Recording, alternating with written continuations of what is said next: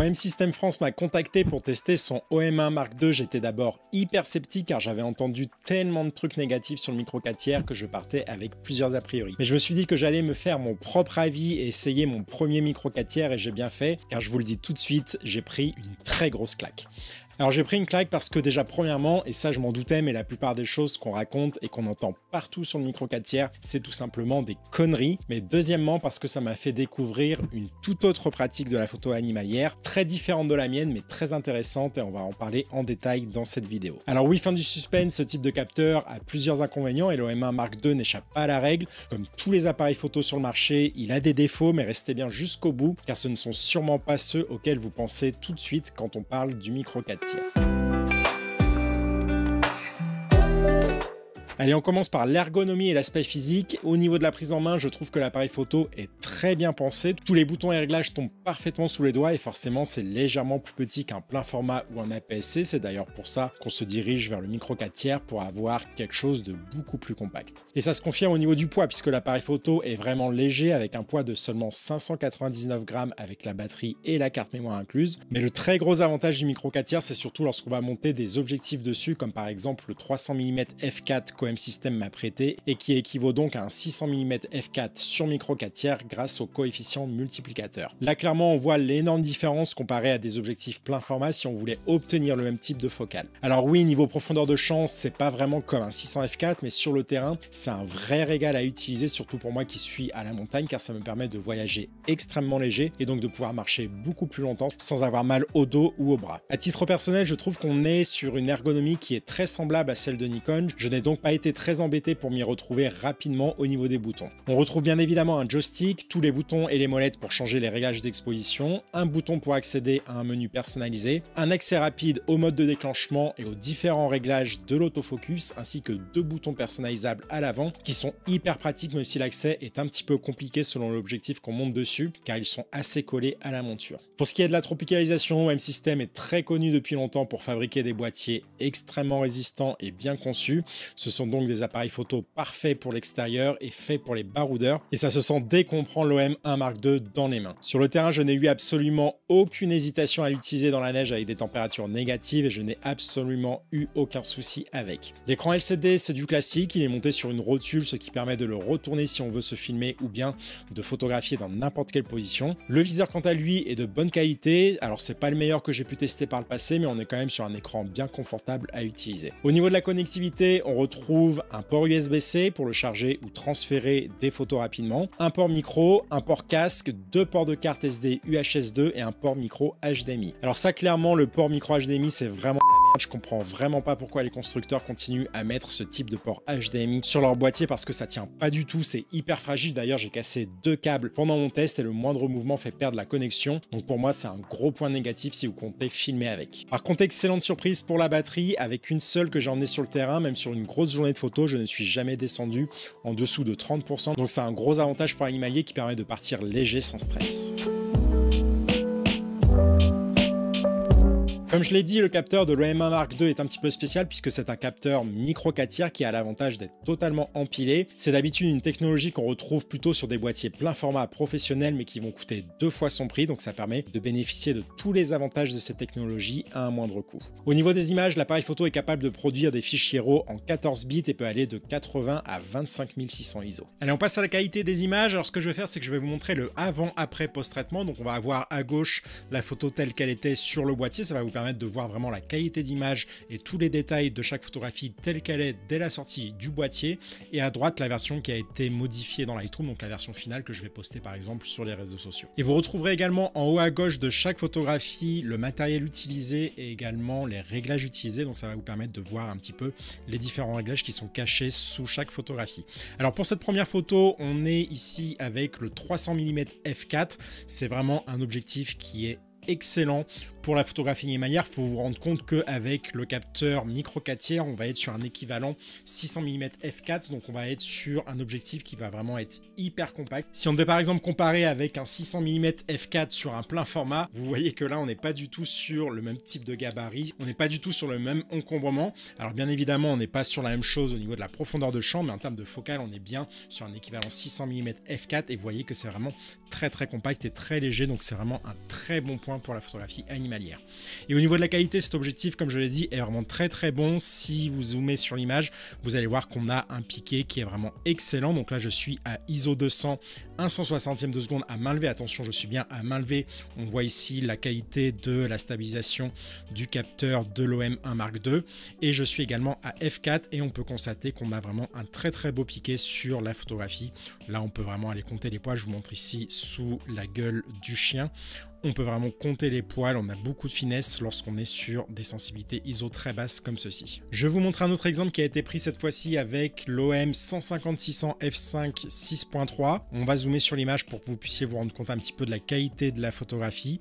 Donc là, on est à ISO 800, donc on va avoir un petit peu de bruit forcément sur la photo d'origine, mais qu'on peut très facilement corriger avec un logiciel de post-traitement. Mais en termes de qualité d'image, même à ISO 800, on a quand même beaucoup de détails, même sur cet objectif. Si je zoome ici sur les parties avec les plumes du héron cendré, vous pouvez constater qu'on a quand même une très belle qualité d'image, même si on est sur un micro 4 tiers. Je sais qu'il y a beaucoup de légendes par rapport au micro 4 tiers, les gens pensent qu'on n'a pas du tout une bonne qualité d'image. Et bien vous pouvez constater ici que c'est quand même très bon, même si on est sur un micro 4 tiers, ça nous permet d'avoir vraiment pas mal de qualité et beaucoup de détails dans le plumage de cet oiseau. Un autre exemple avec ce pigeon également pris au 150-600 mm, donc là j'étais à ISO 400 et à f6.1, et si je viens zoomer sur l'image, vous pouvez constater qu'on a une très belle netteté et beaucoup de détails dans les plumes de cet oiseau, donc clairement c'est vraiment hyper intéressant. Alors une des particularités du micro 4 tiers, c'est que forcément on va avoir une profondeur de champ qui sera beaucoup plus grande que si on était sur un plein format. C'est dû à la distance à laquelle on va photographier le sujet. Alors certains vont voir ça comme un inconvénient parce que du coup on va avoir un arrière-plan qui va être plus présent, mais dans certaines situations je trouve que ça peut être intéressant d'avoir un petit peu plus de matière, un petit peu plus de contexte et d'environnement autour du sujet, ce qui était le cas par exemple sur cette photographie qui a été prise à Annecy. Je voulais avoir l'environnement et notamment les belles couleurs automnales qui étaient en arrière-plan, et on peut même distinguer un petit peu les personnes qui sont derrière, donc je trouve que ça ajoute quand même pas mal de contexte. Certains vont voir ça comme un inconvénient. Dans certaines situations, j'aime bien avoir beaucoup plus d'environnement autour du sujet et ne pas forcément être totalement sur des arrière-plans qui sont très floutés. D'ailleurs, j'en profite pour vous montrer un petit peu la qualité de cette image qui a été prise à ISO 1250. Alors là, forcément, on va perdre un petit peu de netteté, un petit peu de détail à cause de la sensibilité ISO qui va augmenter, mais vous pouvez constater que même à ISO 1250, on n'a pas forcément quelque chose de très bruté sur la photographie d'origine, et surtout ça se corrige extrêmement bien sur un logiciel de post-traitement. Là, c'est vraiment la suppression du bruit numérique par l'intelligence artificielle qui est présente dans Lightroom. Il n'y a pas grand chose de plus, et vous pouvez constater qu'on va bien lisser le bruit numérique même si on est sur une sensibilité ISO à 1250 sur un capteur micro 4 tiers. Alors attention, ça ne veut pas forcément dire que c'est impossible d'avoir des arrière-plans qui sont très floutés sur du micro 4 tiers, c'est pas du tout ce que je veux dire. C'est un petit peu plus compliqué, mais ce n'est pas non plus impossible. Si on revient ici sur la photographie du pigeon, vous pouvez voir que ma façon de me positionner va me permettre d'avoir beaucoup de flou en arrière-plan et en premier plan.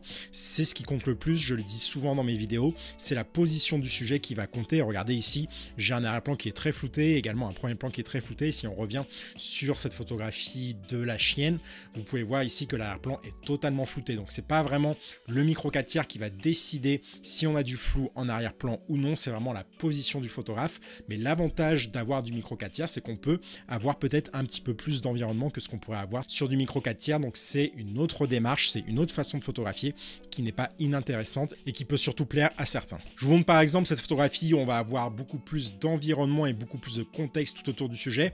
Là clairement je suis très loin de la photographie, hein. Je tiens à le préciser, je suis à 600 mm avec le micro 4 tiers, on est sur un équivalent 1200 mm puisqu'on a le coefficient multiplicateur x2, et vous voyez que ça vous permet d'obtenir ce genre de photographie avec beaucoup plus d'environnement et beaucoup plus de contexte autour du sujet. Donc c'est pas inintéressant d'avoir ce genre de photo. Et là clairement, sans le micro 4 tiers, je tiens vraiment à le repréciser, sans le micro 4 tiers, je n'aurais jamais pu obtenir cette photographie parce que là le goéland il était assez craintif, j'étais dans une zone qui était assez sauvage, et clairement sans le coefficient multiplicateur x2, j'aurais jamais pu prendre cette photographie parce que je n'aurais pas pu m'approcher suffisamment pour obtenir la même photographie sur un plein format ou un APS-C. Allez, maintenant on va parler de la montée en ISO. Il y a beaucoup de choses qui se disent sur le micro 4 tiers, notamment que la montée en ISO est pas forcément terrible sur ce type de capteur. Alors pour avoir testé maintenant de long en large cet appareil photo depuis plusieurs semaines, Je dois dire que ça va vraiment dépendre de la situation. En fait, il y a des situations où la montée en ISO sera très bonne, où on va pouvoir conserver énormément de détails sur le sujet et surtout pouvoir le corriger ensuite en post-traitement.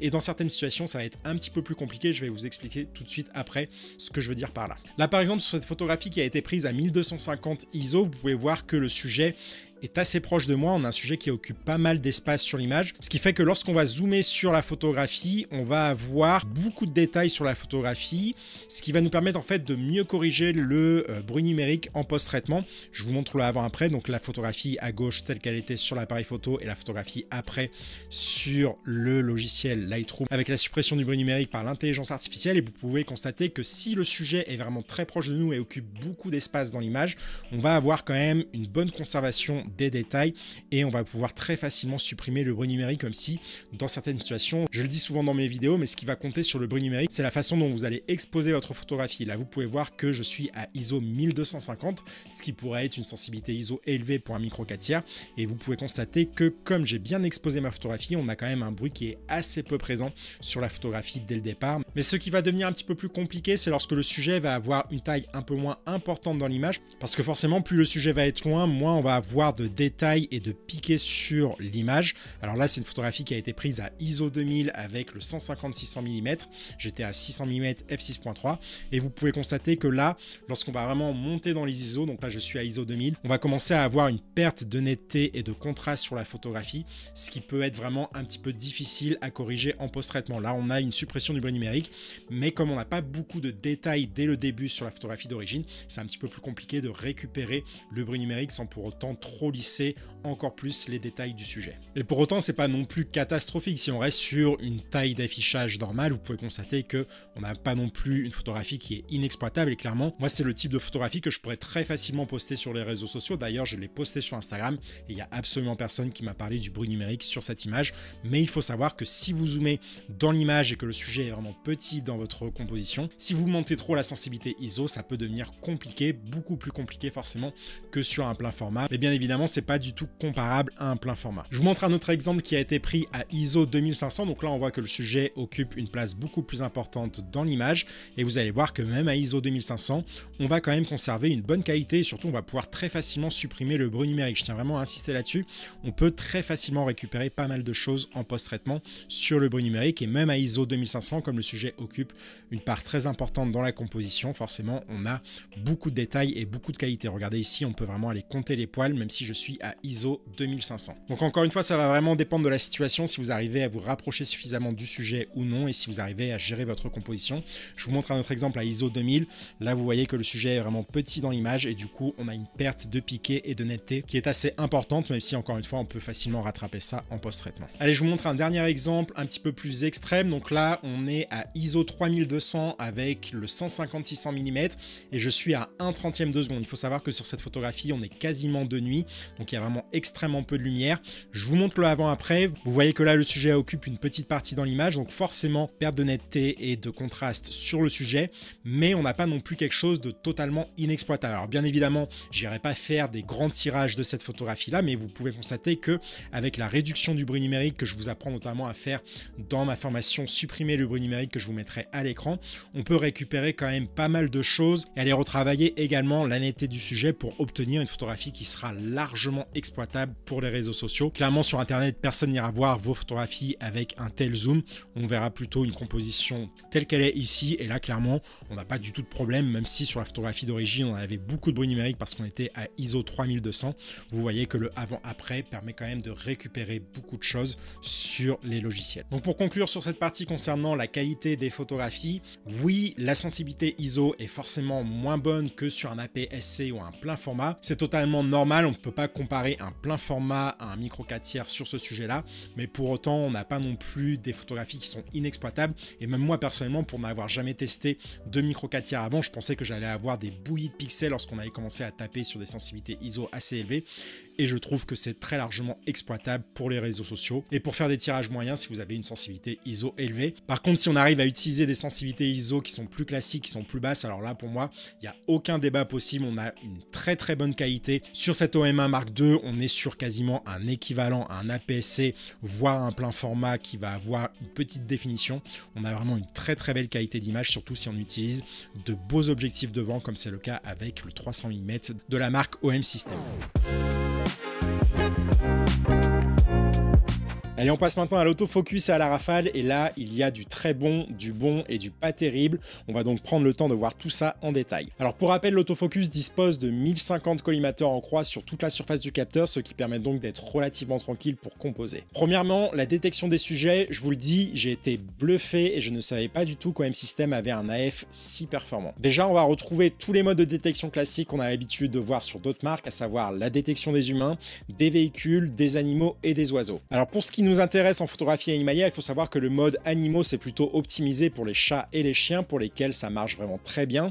Par contre, si vous essayez sur des animaux assez différents des chats et des chiens, l'autofocus peut avoir du mal à comprendre ce que c'est, donc ça dépend vraiment du sujet. Mais là où j'ai vraiment été bluffé avec cet autofocus, c'est sur la détection des oiseaux qui pour le coup marche vraiment bien dans des situations classiques, que ce soit un oiseau en vol ou dans une situation plus posée. Je vous montre quelques exemples, mais oui, ça accroche bien. L'autofocus détecte tout de suite le sujet et il trouve rapidement l'œil dans la plupart des situations. Alors attention, je dis bien dans des situations classiques, car on va avoir un gros problème avec cet autofocus qui malheureusement est vraiment gênant et gâche un peu l'expérience avec cet appareil. En fait, le problème c'est que l'autofocus a la fâcheuse tendance à changer la mise au point dès qu'il y a un élément entre vous et le sujet. Donc dans beaucoup de situations, on se retrouve avec une mise au point sur l'herbe au premier plan plutôt que sur le sujet. Alors j'ai vu plein de vidéos passer où les testeurs se plaignaient justement de ce problème-là, mais la plupart du temps, ils utilisaient toute la zone autofocus. Donc forcément, ça n'aide pas du tout l'autofocus et il vaut mieux dans ce genre de situation réduire la zone autofocus et se concentrer sur le sujet et vous aurez forcément moins de problèmes. Une autre solution, c'est aussi de limiter la distance de mise au point de l'objectif pour lui empêcher de faire la mise au point sur les éléments très proches. C'est une petite astuce qui m'a pas mal aidé dans certaines situations, mais même avec tout ça, je dois avouer que ça m'arrivait quand même assez régulièrement et c'était vraiment frustrant et pas au niveau de ce qu'est capable de faire la concurrence sur ce point. En fait, je pense que dans ce genre de situation, l'autofocus est tout simplement beaucoup trop réactif et cherche trop à faire la mise au point sur l'élément le plus proche de l'appareil photo, car on le voit clairement sur ces séquences. Dès qu'un autre flamant rose passe devant mon sujet initial, l'autofocus bascule quasiment instantanément sur le nouveau sujet. Alors j'ai essayé de modifier des réglages dans l'appareil pour rendre l'autofocus moins réactif, j'ai aussi testé la fonctionnalité de verrouillage du sujet, mais clairement ça ne changeait quasiment rien. Bref, c'est vraiment dommage car on a clairement un autofocus qui est très performant dans la majorité des cas, d'ailleurs pour moi c'est quasiment au même niveau que d'autres marques dans certaines situations, mais c'est un autofocus qui souffre quand même régulièrement de problèmes de décrochage que la concurrence n'a pas quand on a quelque chose au premier plan. Après, est-ce que ça empêche vraiment de faire des photos sympas avec? Je vous laisse en juger avec toutes les photos que j'ai mises dans cette vidéo. Par contre, niveau rafale et buffer, là rien à dire, c'est du très solide puisqu'on peut faire en RAW jusqu'à 120 images par seconde lorsqu'on est en AFS, donc en autofocus statique, et jusqu'à 50 images par seconde en mise au point continue AFC, donc c'est très largement suffisant pour n'importe quel domaine de la photo.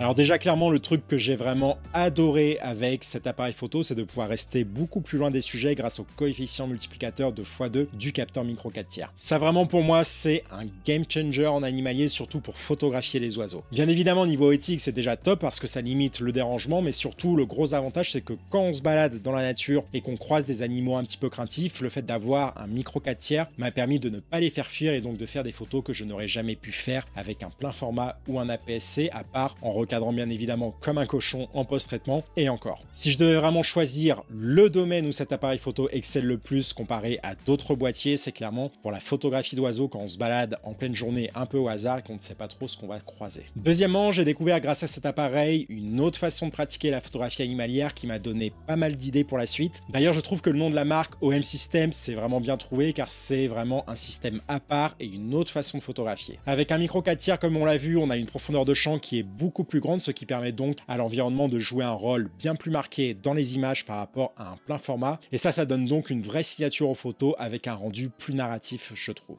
Alors attention, encore une fois, je ne dis pas que c'est impossible d'avoir plein de flou autour du sujet, ça dépend avant tout de la façon de se positionner et non pas de la taille du capteur, mais c'est vrai que ça permet d'obtenir des rendus qui sont vraiment très différents, donc c'est une autre démarche qui ouvre pas mal de perspectives et qui n'est pas inintéressante. Alors en ce qui concerne spécifiquement l'OM1 Mark II, il y a également plein de petites fonctionnalités très sympas à utiliser, dont certaines qu'on ne retrouve pas chez d'autres marques, comme par exemple l'aide visuelle à la stabilisation, les filtres ND intégrés qui sont vraiment très cool à utiliser en paysage, le mode haute résolution à 80 millions de pixels très utile sur du packshot ou de la macrophotographie statique, le focus stacking pareil super utile en macro, et pour terminer sur les points positifs, franchement qu'est-ce qu'il est agréable à utiliser cet appareil, sans déconner, les autres marques devraient s'en inspirer, car là les menus sont hyper clair à utiliser, c'est vraiment facile à comprendre. Il y a des fonctionnalités comme l'aide à la stabilisation, c'est hyper intuitif, tu comprends tout de suite comment ça fonctionne. Le pré-capture, j'en parle même pas, t'as pas besoin de rentrer dans plein de menus différents pour l'activer, t'as pas de système de pile de je sais pas quoi que tu dois extraire sur un logiciel que tu n'utiliseras jamais pour d'autres utilisations. Donc là, les photos sont directement exploitables sur l'appareil et dans Lightroom, c'est simple et facile à utiliser. Bref, j'ai vraiment adoré l'ergonomie de cet appareil. Alors attention, tout n'est pas parfait, loin de là, et on va maintenant passer au point négatif que j'ai trouvé et ressenti en utilisant ce boîtier et plus spécifiquement le micro 4 tiers. Premièrement, on l'a vu, l'autofocus qui a du mal dès qu'on a des choses au premier plan, ça c'était vraiment très pénible dans certaines situations et j'ai vraiment pas mal pesté dessus, donc clairement sur ce point spécifique on fait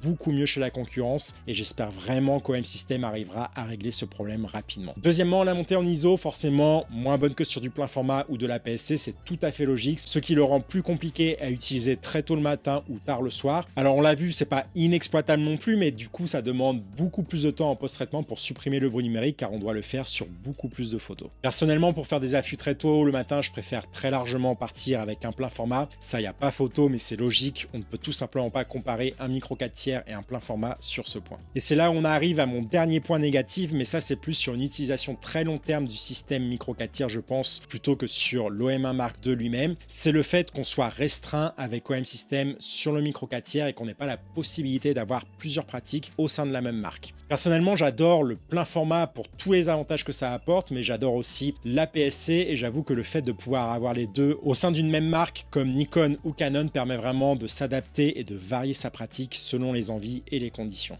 Et là, avec OM System, on est forcément bloqué sur le micro 4 tiers, donc si on veut goûter à d'autres formats de capteurs, ça nous oblige à avoir deux marques différentes, deux parcs optiques différents, deux ergonomies différentes, donc ça représente quand même un budget assez conséquent et pas mal de contraintes. Pour autant, j'ai vraiment pris beaucoup plus de plaisir que je ne le pensais à utiliser du micro 4 tiers et clairement, c'est un boîtier que je pourrais facilement utiliser au quotidien pour la photographie animalière et surtout, ça a bien confirmé ce que je pensais. Toutes les conneries qu'on entend sur ce type de capteur, ça vient de gens qui n'ont probablement jamais posé la main sur un micro 4 tiers. Je vous invite d'ailleurs à ne pas me croire sur parole et surtout à en tester un si vous en avez l'occasion pour vous faire votre propre avis, surtout pour la photo d'oiseaux en journée, vous allez voir, c'est une petite bombe dans ce domaine. Mais au final, je pense que le choix du micro 4 tiers dépend avant tout de votre pratique, de vos envies et de vos besoins, car il n'y a pas de capteur meilleur qu'un autre, vraiment croyez-moi. Pour avoir testé maintenant quasiment tous les types de capteurs disponibles sur le marché grâce à cette chaîne YouTube, je peux vous assurer que ce qui compte le plus, c'est la personne qu'il y a derrière l'appareil photo et vous pouvez faire de belles photos avec n'importe quel type de capteur et j'espère vous l'avoir prouvé dans cette vidéo. En tout cas, si cet appareil photo vous intéresse et que vous souhaitez soutenir la chaîne, vous trouverez dans la description de la vidéo un lien pour le commander directement sur le site de la marque. En tout cas, je remercie vraiment OM System France pour ce test et pour m'avoir surtout permis de découvrir le micro 4 tiers. C'était une belle expérience et ça m'a fait vraiment sortir de ma zone de confort. D'ailleurs, comme je n'ai jamais abordé ce type de boîtier sur la chaîne, je suis très curieux de savoir si vous êtes nombreux à photographier en micro 4 tiers. N'hésitez pas à me dire ce que vous pensez de ce format et ce que vous pensez que le matériel c'est vraiment plus important que le photographe qui est derrière. En attendant, si vous aimeriez progresser beaucoup plus rapidement en photographie animalière et notamment apprendre comment je fais pour obtenir des arrière-plans totalement flous, même en micro 4 tiers, n'hésitez pas à télécharger mes 3 guides PDF gratuits qui viennent d'apparaître à l'écran. Il vous suffit de cliquer sur la petite vignette à ma gauche pour être redirigé automatiquement vers la page de téléchargement. Et si vous avez du mal à obtenir des photographies bien nette, je vous conseille de regarder la vidéo suivante qui se trouve juste ici.